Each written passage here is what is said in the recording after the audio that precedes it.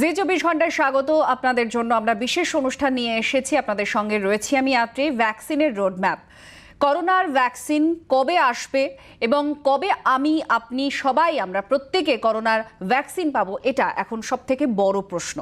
আর সেই প্রশ্নের নিরসন খানিকটা হতে চলেছে, তার কারণ কেন্দ্রীয় সরকারের তরফ থেকে একটা রোড ম্যাপ তুলে ধরা হয়েছে, যে রোড ম্যাপের মাধ্যমে বলা হচ্ছে কিভাবে করোনার ভ্যাকসিন ভারতীয় নাগরিকদের বন্টন করা হবে। তবে যে দফায় এই ভ্যাকসিন দেওয়া হবে, একেবারে প্রথম দফা যদি বলা যায়, তাহলে পরে আনুমানিক 30 কোটি মানুষকে এই পর্যায়ে ভ্যাকসিন দেওয়া হবে, যার মধ্যে একেবারে স্বাস্থ্যকর্মীরা রয়েছেন, চিকিৎসক যারা একেবারে সামনে থেকে লড়াই করছেন, এবং যাদের কোমরবিডিটি রয়েছে এরকম মানুষ যাদেরকে চিহ্নিত করা হবে, তারপর দেওয়া হবে ভ্যাকসিন।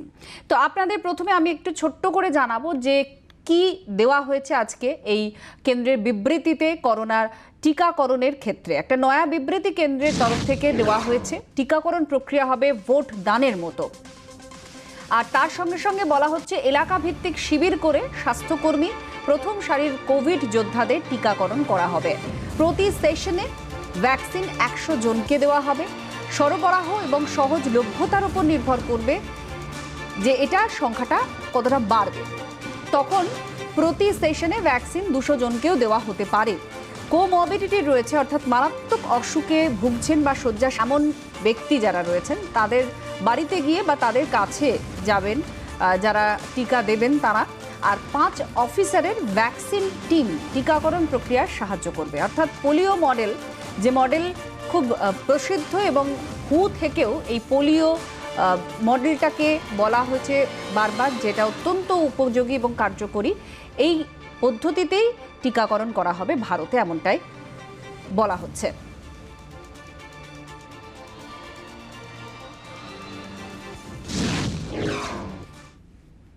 আমাদের সঙ্গে দুজন চিকিৎসক রয়েছেন, তাদের সঙ্গে আলাপ করিয়ে দিয়ে রয়েছেন শুদ্ধসত্য চ্যাটার্জি এবং রয়েছেন সুমন পোদ্দার। ডক্টর পোদ্দার এবং ডক্টর চ্যাটার্জি দুজনকেই স্বাগত জানাচ্ছি। প্রথমেই আমি একটু ডক্টর পোদ্দারের কাছে যাব। যে আজকে বিবৃতি দেওয়া হয়েছে যে ভ্যাকসিন কিভাবে বন্টন করা হবে, বলা হচ্ছে ভোট যেভাবে দেওয়া হয় বা ভোট করানো হয় যেভাবে, ঠিক সেই পদ্ধতি মেনে এই ভ্যাকসিন দেওয়া হবে ভারতীয় নাগরিকদের। কিন্তু সবাই না, প্রথমে আপনারা সকলেই জানেন যে কাদেরকে দেওয়া হবে প্রথম ভ্যাকসিন।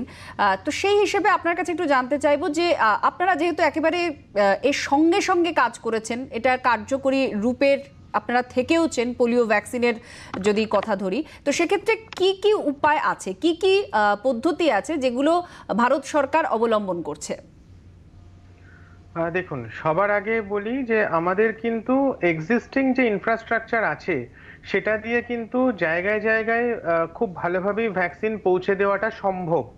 এবং সেই পোলিও মডেল যেটা দিয়ে আমরা পোলিওকে আমাদের দেশ থেকে বিতাড়িত করতে পেরেছি, সেই মডেলেই কিন্তু এটার অ্যাকশন নিয়ে আসার কথা। এবং সেখানে বলা হয়েছে যে ভোটার কার্ডের ভিত্তিতে বা আধার কার্ড, ভোটার কার্ড এগুলোর ভিত্তিতে লোকসভাতে যাদের ভোট আছে সেই ভিত্তিতে প্রথমভাবে ভোট দানের প্রক্রিয়ার মতো করে হবে।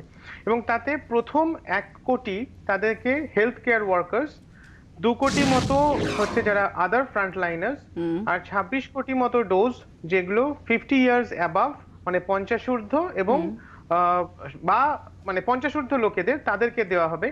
এগুলো হয়ে যাওয়ার পর পরবর্তী 1 কোটি তখন সেটা থাকবে যাদের 50-এর নিচে কিন্তু ক্রিটিক্যালি ইল বা কোমরবিডিটি আছে।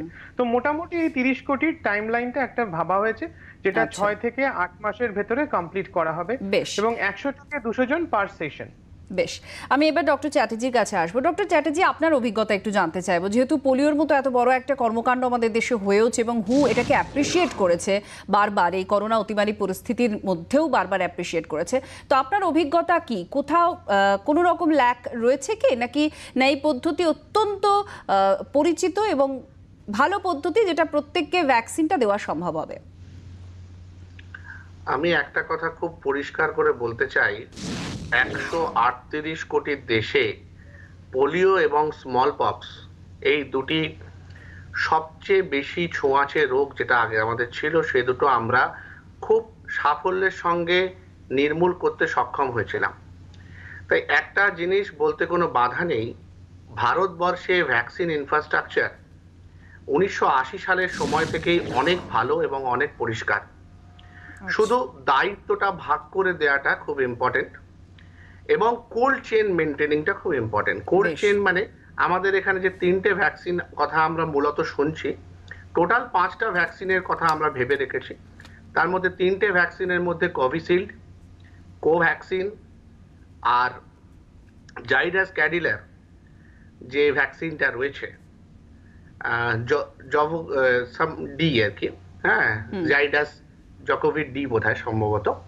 তো এই 3টে ভ্যাকসিন কিন্তু 2 থেকে 8 ডিগ্রি টেম্পারেচারের মধ্যে রাখা যায় এবং বাকি যে আরো 2টি ভ্যাকসিন আছে যেটা ফাইজার এবং মডার্নার আসছে, সেগুলোর জন্য -70 ডিগ্রি লাগে। তো প্রথম 3টে ভ্যাকসিনের ইনফ্রাস্ট্রাকচার কিন্তু আমাদের আছে। আমাদের যে কোল্ড স্টোরেজ গুলো আছে সেগুলো কিন্তু -2 থেকে -8 ডিগ্রি মেনটেন করতে পারে। আমাদের যে কোল্ড চেন বক্স গুলো আছে সেগুলো থেকে নিয়ে যাওয়া যায়। আমাদের যে গ্রামে গ্রামে যে স্বাস্থ্য পরিষেবা, অঙ্গনওয়াড়ি সেন্টার, পঞ্চায়েতের স্বাস্থ্যকর্মী বা ব্লক থেকে যে প্রাইমারি হেলথ সেন্টার গুলো আছে, প্রত্যেক জায়গায় কিন্তু এই -2 থেকে -8 ডিগ্রিতে ভ্যাকসিনটা নিয়ে যাওয়ার ইনফ্রাস্ট্রাকচার রয়েছে। এবং তার সাথে যে 5 জন মানুষকে এমপ্লয় করার কথা বলা হয়েছে, তার মধ্যে 1 জন থাকবেন স্বাস্থ্যকর্মী, তার মধ্যে 2 জন থাকবেন যারা ভেতরে প্রবেশের ব্যাপারটা দেখবেন, 3য় জন নথিপত্র পরীক্ষার দায়িত্বে থাকবেন এবং বাকিরা ভিড় নিয়ন্ত্রণ করবেন। এই যে 5 জনের যে স্ট্রাকচারটা যেটা পোলিওর সময় থেকে রয়েছে, সেটা কিন্তু আমাদের প্রত্যেকটা ছোট ছোট স্বাস্থ্য কেন্দ্রগুলোতে, গ্রাম থেকে গ্রামান্তরে কিন্তু সেগুলো অলরেডি রয়েছে। সেটা কতটা ফাংশনাল খালি সেটা দেখে নিতে হবে। আমার মনে হয় আমাদের যারা আমলাতন্ত্র যেটা রয়েছে, বিডিও এবং বিভিন্ন সেক্টরে যারা স্বাস্থ্য সচিব, স্বাস্থ্য অধিকর্তা যারা রয়েছেন, তারা সেগুলো খুব অল্প সময়ের মধ্যে দেখে ঝালিয়ে নিতে পারবেন। এবং আমাদের এই 6 থেকে 8 মাস যে টাইমটা আছে, এবং পার ডে 100 জনকে ভ্যাকসিনেশন করা কিন্তু এই স্ট্রাকচারের ক্ষেত্রে খুব বড় ব্যাপার না। আমার মনে হয় পরবর্তীকালে যেটা 200 ভাবা রয়েছে, সেটা খুব সাকসেসফুলি ইমপ্লিমেন্ট করা যাবে। যেটা সমস্যা হতে পারে সেটা হচ্ছে এই 138-এর মধ্যে যে 30 কোটিকে আমি চয়েস করব, সেই জায়গাটাতে হয়তো সমস্যা হতে পারে। হয়তো দেখা যেতে পারে যে আমরা যে 2 কোটি মানুষকে ভাবছি যারা ফ্রন্টলাইন ওয়ার্কার, হয়তো সেটা সংখ্যাটা বেশি হচ্ছে আমাদের দেশে। তাদের মধ্যে কাদেরকে আগে দেব, বা এই যে 1 কোটি আমরা স্বাস্থ্য পরিষেবার মানুষকে কথা ভেবেছি সরাসরি, সেই 1 কোটি থেকে বেশি হলে কাদেরকে আমরা প্রায়োরিটাইজ করব, এই জায়গাগুলোতে হয়তো একটু অসুবিধা হতে পারে। আমার মনে হয় সেটা আমরা ঠিক করে নিতে পারবো। সুতরাং মোটামুটি আমি এই ব্যাপারটায় খুব আশাবাদী এবং ব্যক্তিগতভাবে আমার মনে হয় এটা শুরু করার পর আমরা খুব ভালোভাবে এটাকে ইমপ্লিমেন্ট করতে পারবো। বেশ, আমি একটু আবার ডক্টর পোদ্দারের কাছে আসবো। ডক্টর পোদ্দার, বারবারই বলা হচ্ছে যে পোলিও যেভাবে দেওয়া হয়েছে ঠিক সেই পদ্ধতি মেনেই এই ভ্যাকসিনটা দেওয়া হবে, কিন্তু অ্যাডমিনিস্ট্রেটিভ পার্ট একটা খুব গুরুত্বপূর্ণ ভূমিকা তাদেরকে পালন করতে হবে। আপনার ব্যক্তিগত অভিজ্ঞতা কি যে এই ভূমিকাটা কিরকম হওয়া দরকার? না, আমি সেটা আসছি। খালি একটা ব্যাপারে বলি, ডক্টর চ্যাটার্জি যেটা বলতে চেষ্টা করছিলেন যে আমাদের এক্সিস্টিং ইনফ্রাস্ট্রাকচারটা খুবই ভালো, খুবই স্ট্রং এদিক থেকে দেখলে। কোল্ড চেনের ব্যাপারটাতে উনি এটা -2 টা -8 বলছেন, ওটা প্রবাবলি স্লিপ অফ টাং, ওটা 2 থেকে 8 ডিগ্রি। কিন্তু যাই হোক না কেন, আমাদের এগুলো সবই কিন্তু আছে। তো এই যে অ্যাডমিনিস্ট্রেটিভ যে পার্টটা, সেই জায়গাটাতে সমস্যা হওয়ার কয়েকটা জায়গা রয়ে যাচ্ছে। যেমন এই যে ভোটার কার্ডের বেসিসে করা হবে বলা হচ্ছে, এটা ভোটদানের মতো। তাহলে যদি তার ভোটদানের নাম না থাকে, 50 হলে, তাহলে কি তিনি ভ্যাকসিনটা পাবেন না? হয়তো এর সুরাহা নিশ্চয়ই করতে হবে, কিন্তু কোথাও তো একটা শুরু করতে হবে, কোথাও তো একটা স্ট্রাকচার মানতে হবে। সেই হিসেবে যেটা সব থেকে ভালো পসিবল ছিল, সেই স্ট্রাকচারটাকেই কিন্তু প্রাধান্য দেওয়া হয়েছে, যেটাকে এই পোলিও স্ট্রাকচার বলা হচ্ছে। ডক্টর পোদ্দার, আপনি এটা খুব ভালো একটা কথা বললেন যে এমন আমাদের ভারতবর্ষে এমন বহু বয়োজ্যেষ্ঠ মানুষ রয়েছেন যাদের ভোটার কার্ড নেই, কিন্তু তাদের ভ্যাকসিন দেওয়াটা একেবারে প্রায়োরিটির লেভেলে দেখা যায় সেই বয়সটা সামনেই রয়েছে। তো এক্ষেত্রে কি হতে পারে? কারণ যাদের ভোটার কার্ড নেই এরকম মানুষের সংখ্যা ভারতবর্ষে কিন্তু কম নয়, কিন্তু বয়স হয়ে গিয়েছে, কোমরবিডিটি পেশেন্ট, তাদেরকে দিতেও হবে। আর এটা রোগ, এমন একটা রোগ যেটা ভীষণ ছোঁয়াচে। সেক্ষেত্রে কি করণীয় বলে আপনার মনে হয়? নিশ্চয়ই দেখুন, যেটা এখনই বললাম, কোথাও তো একটা স্ট্রাকচার মেনে শুরু করতে হবে। ভোটার কার্ডের নিজস্ব কিছু ফ্যালাসি আছে, আধার কার্ডের নিজস্ব ফ্যালাসি আছে, সবকিছুই ত্রুটিমুক্ত নয়, কিন্তু তা সত্ত্বেও বাইরের একটা দেশ তো বা অন্যান্য স্ট্রাকচার। দেশ কিভাবে এই ধরনের সমস্যাগুলো মোকাবিলা করে আপনাদের অভিজ্ঞতা কি? সেখানে কিন্তু এই জিনিসটা অনেক বেশি সিস্টেমেটিক।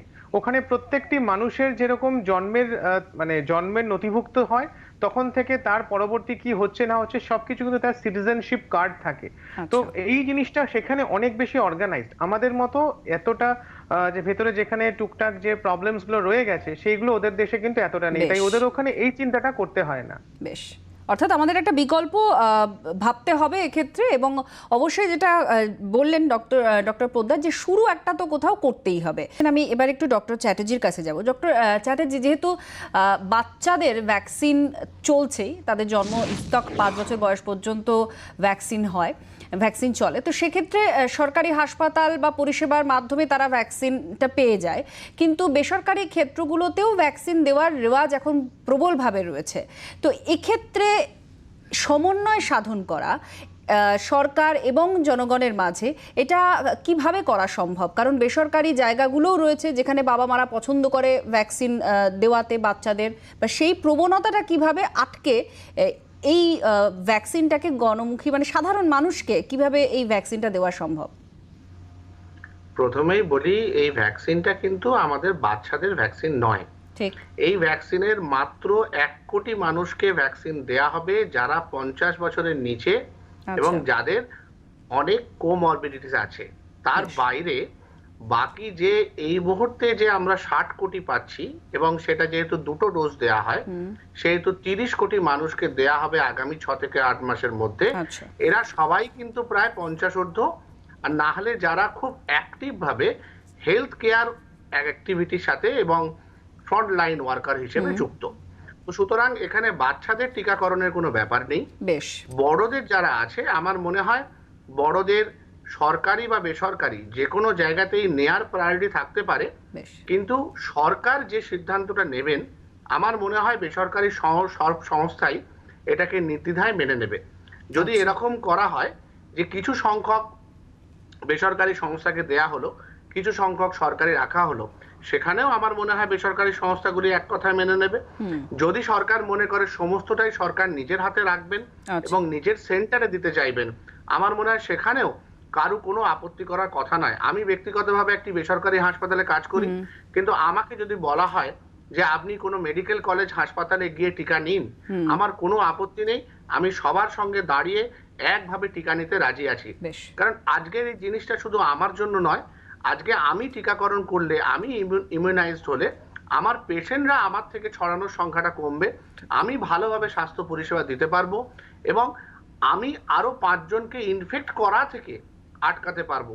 সুতরাং এখানে আমার কোথায় ভালো লাগে সেটা কোনোদিন কোনোভাবে প্রায়োরিটি হবে না, এবং যাদের দেয়া হবে তারা যেহেতু অ্যাডাল্ট, আমার মনে হয় সেই বোধটা তাদের সবার থাকবে। সেক্ষেত্রে গভর্নমেন্ট এবং প্রাইভেট যৌথভাবে যে প্রয়াসটা করবে, আমরা সবাই আশা করি নির্দ্বিধায় সেটাকে স্বাগত জানাবো। এবার ডক্টর পোদ্দার, আমাদের সময় কম, আপনার কাছে একটু জানতে চাইবো, একটু বিস্তারিতভাবে জানতে চাইবো, যেহেতু ভ্যাকসিন আসা এবং ভ্যাকসিন আমরা প্রত্যেকে পাবো কি না এই প্রশ্নটা থাকছে, এবং যেটা ডক্টর চ্যাটার্জিও বলছেন যে কাদেরকে ভ্যাকসিনটা দেওয়া হবে, অর্থাৎ সবাই যে একযোগে যে 130 কোটি বা তার বেশি মানুষ পেয়ে যাবেন তা তো নয়, একটা নির্দিষ্ট ধাপ পর্যায়কে বেঁধে নেওয়া হয়েছে। এক্ষেত্রে বাকিরা তাহলে কিভাবে সতর্ক থাকবেন? ভ্যাকসিন নেওয়ার পরেও অনেক সময় আমরা দেখেছি বাচ্চাদের কোনো না কোনো কিছু ভ্যাকসিন দিলে হাম পক্স ইত্যাদি হয়, তো এক্ষেত্রে একটু চিন্তাগুলো যদি একটু ব্যক্ত করেন, অভিভাবক হিসেবে, ডাক্তার হিসেবে, পেশেন্ট হিসেবে আপনি কিসের সম্মুখীন হয়েছেন বারবার? দেখুন, পোস্ট ভ্যাকসিন কমপ্লিকেশন একটা হতেই পারে, এবং তার জন্য কিন্তু এখানে 3 রুম সিস্টেমটা করা হচ্ছে।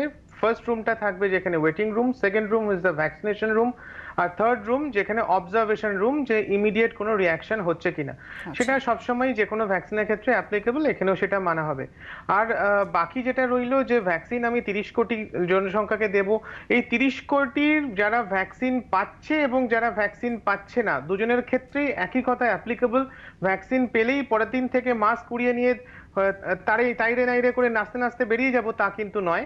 ভ্যাকসিন দেওয়ার পরেও কিন্তু সেটা ইমিউনিটি ডেভেলপ করতে একটা নির্দিষ্ট টাইম লাগবে, এবং ইমিউনিটি ডেভেলপ করে গেলেও তখনও কিন্তু আমাদের যে নিজস্ব যে প্রোটেকশন যেগুলো আমরা এতদিন মেনে চলেছি সেই জিনিসটা কিন্তু মেনে চলাটা ভাইরাল লোডের ওপরেও কিন্তু অনেক কিছু ডিপেন্ড করে। আর লাস্টলি যেটা এই এই ধরনের যে ইনফ্রাস্ট্রাকচারে যে একটা সিচুয়েশন দাঁড়ায় যে প্রাইভেট গভর্নমেন্ট সেক্টর নিয়ে যে কথাটা আসছে, এটা একটা অতিমারির সময় এবং সবাইকে এখন বলা হচ্ছে যে প্রধানমন্ত্রী বলেছেন যে এটা বিনা পয়সায় পৌঁছে দেবেন বা খুব অল্প পয়সায় পৌঁছে দেবেন। সেটা কিন্তু প্রধানত আপাতত এটা গভর্নমেন্টের হাতেই থাকবে। প্রাইভেট সেক্টরের যে জায়গাগুলোকে তারা গভর্নমেন্ট থেকে গভর্নমেন্টের কোনো অফিসারের সাথে লিয়াজও করে জিনিসটা তৈরি করা যেতে পারে, কিন্তু সেরকম কোনো বিবৃতি এখনো প্রাইভেট গভর্নমেন্টের তরফ থেকে দেওয়া হয়নি। তো সব মিলিয়ে আমরা আশাবাদী, দেখা যাক, ঘটনাটা তো শুরু হোক। বেশ, ধন্যবাদ জানাচ্ছি ডক্টর শুদ্ধ সত্য চ্যাটার্জি এবং ডক্টর সুমন পোদ্দার, দুজনকে অসংখ্য ধন্যবাদ জানাবো, কারণ ভ্যাকসিন এখন আমাদের একমাত্র পাখির চোখ। আর সেই ভ্যাকসিন আমি কবে পাবো এই প্রশ্নটা এখন সবার কাছে বড় হয়ে দাঁড়িয়েছে। যদিও যে রোডম্যাপ আপাতত কেন্দ্রীয় সরকার বা ভারত সরকার তৈরি করেছে তাতে পরিষ্কার কাদেরকে প্রায়োরিটির তালিকায় রাখা হয়েছে, যাদের বয়স 50-এর বেশি, ভালনারেবল বা যারা স্বাস্থ্যকর্মী, কোভিড যোদ্ধা যারা, তাদেরকে অনেক ক্ষেত্রেই বেছে নেওয়া হচ্ছে। তো আমরা এখানেই শেষ করছি ভ্যাকসিনের রোডম্যাপ। অন্যান্য সব খবরের জন্য দেখতে থাকুন।